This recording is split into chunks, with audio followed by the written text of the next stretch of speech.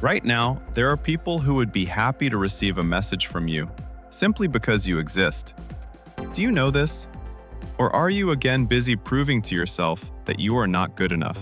We tend to look at life as a list of what we don't have yet. No right job, no relationships, no version of ourselves we want to become. This list pulls us down, quietly, daily, almost imperceptibly. But while you count the deficits, something else accumulates behind your back. Nights you spent peacefully, people who are thinking about you right now, moments that unfolded before your eyes while you were searching for something more meaningful. The question is not whether you have enough. The question is why you are so stubbornly not seeing it. There is a difference between what you think of yourself and who you are to other people. This difference is huge, and most people live it without even realizing it exists. We do not tend to underestimate ourselves on purpose. It happens differently.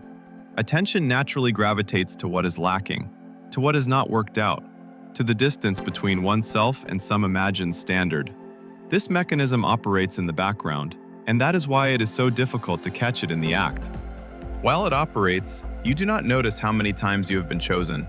You do not notice who misses talking to you. You do not notice that your presence in someone's life means much more than you allow yourself to think. You simply live alongside this fact, without giving it weight. And this is not about self-esteem as a psychological term. It is that when a person chronically underestimates their own significance, they begin to make decisions based on this underestimation. They refuse what they want. They hold back where they could be present. They wait for permission to take a place that has long been theirs. In these moments, it will become clearer where exactly this gap between real worth and self-perception affects how you live each day. But first, it is worth asking one question. Where does the feeling come from that you are less than you actually are? There is one type of decisions that is made unnoticed and almost never recognized as a decision. Not writing first because why bother? Not suggesting your idea at a meeting because it's probably obvious and everyone has already thought of it. Refusing an opportunity because I'm not at that level yet. Formally, this is caution or modesty. Essentially, this is the behavior of a person who is convinced that their presence requires prior justification. This pattern does not arise out of nowhere. It builds up gradually, through the accumulation of moments when one's own opinion has been weighed and deemed insufficiently weighty. Not because someone said so directly, but because attention is structured in such a way that criticism settles while acknowledgement slips past. Praise is forgotten in a day, while remarks are replayed for a week.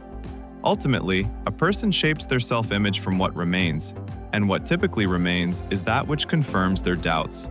And here something important arises that is usually overlooked. This distorted image begins to function as a filter of perception. A person literally stops registering signals that contradict it. A colleague says, "It's good that you brought this up," and it passes as politeness. A friend calls for no reason, and it is perceived as boredom, not as, "I wanted to hear from you." Someone says, "I'm glad you're here," and immediately there's mistrust inside because the self-image does not match with what has been said. Think about how many times in your life someone has told you something significant, and you brushed it off without letting it settle in. Not because you were busy, but because the information did not fit into the already formed version of yourself. The most paradoxical thing about this mechanism is that it works precisely when a person genuinely wants to become better. The mindset of, "I still need to grow," seems healthy and productive, but when it becomes a constant background, it begins to block not laziness, but presence. A person does not allow themselves to be significant here and now, because significance in their worldview is something that must first be earned, to work more, to achieve more. Then, maybe, one can take their place. But the people around you do not have this condition. For them, you are already important, not the future version of you, but you as you are now. The one who remembers the details of their stories, the one who gives an honest answer when everyone says what they want to hear, the one who once was simply there at the right moment and, most likely, did not even remember that day. Take a specific example, not abstract, but literal. There are people who keep correspondence with you, not because the correspondence was outstanding, but because at that moment your words were exactly what they needed. You do not know this because they do not always say it out loud. The significance of someone else's presence is rarely voiced directly. It lives quietly in how a person remembers you on a difficult day or thinks, "I should write to him." This is not consolation, nor an attempt to convince you to feel better.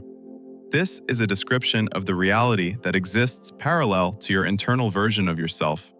Two pictures of the same person, and they almost never match. Your own is usually poorer. And here arises a truly uncomfortable question. If you have long lived with a feeling of inadequacy, while the people around you think differently, then one of these versions is mistaken, and most likely, it is not the one they hold in their heads. Because they see you from the outside, without your internal noise, without your list of shortcomings, they see what you do, how you react, what you mean in their lives. You look at yourself from the inside and see the process, unfinished, imperfect, not quite there yet. They look from the outside and see the result, a person who is already here and already means something. And the question is not how to make yourself agree with their version. The question is why you have preferred your version for so long. If it is the one that keeps you on the sidelines, refusing and waiting for permission that no one is going to give. The most common mistake here is waiting for something significant to finally prove your worth. A person tells themselves, once I achieve this, once I figure that out, once I become more stable, then I will consider myself significant. You can easily recognize this pattern in yourself by one sign. You regularly dismiss positive signals, explaining them as coincidence or courtesy from the other person. But you clearly remember the criticism that's been around for several years. If this is about you, try right now, not after the video, but in this moment, to recall one person who would be happy to receive a message from you. Not someone you owe something to, someone who is just glad that you exist. Remembered? This is the action hook, not analysis, not working on self-esteem, but one specific name in your head that breaks the logic of "I am not enough." Now let's talk about how this works in a typical situation. Suppose you came up with a solution in a meeting but stayed silent because it seemed that others had already considered it. This is a typical moment when the filter operates automatically. The solution here is not to force yourself to speak louder. The solution is to catch that moment next time, the second before silence, and ask yourself one question. Am I silent because the idea is bad, or because I have already decided that my place here is not in the front row? The answer to this question is more important than the idea itself. The same works in correspondence. If you have hesitated several times to write to someone and stopped with the thought, "There's no need to bother," this is not caring about the person. This is a filter that translates your value into the optional category. Right. Not because you need to overcome fears, but because the person on the other end is most likely waiting for just that. Everything that has been said comes down to one thing. You have long been living with a version of yourself that you created based on what has settled. From criticism, from unanswered questions, from the distance to some standard. The people around you use a different version, the one where you already exist and already matter. This is not a reason to urgently change your self-perception or to convince yourself of greatness. This is a reason to notice a specific moment. The next time you are about to retreat, stay silent, or decide that you are too much here, stop right at that moment. Not later, not during a reflection session before sleep. It is precisely then, in the pause before the automatic step back. Because it is precisely there, in that pause, that the gap exists between who you think you are and who you actually are for others. And every time you do manage to take a step forward, you are not overcoming fear, you are choosing a more accurate picture of yourself. If this video has been helpful, subscribe to the channel. There are many more conversations ahead that are worth hearing.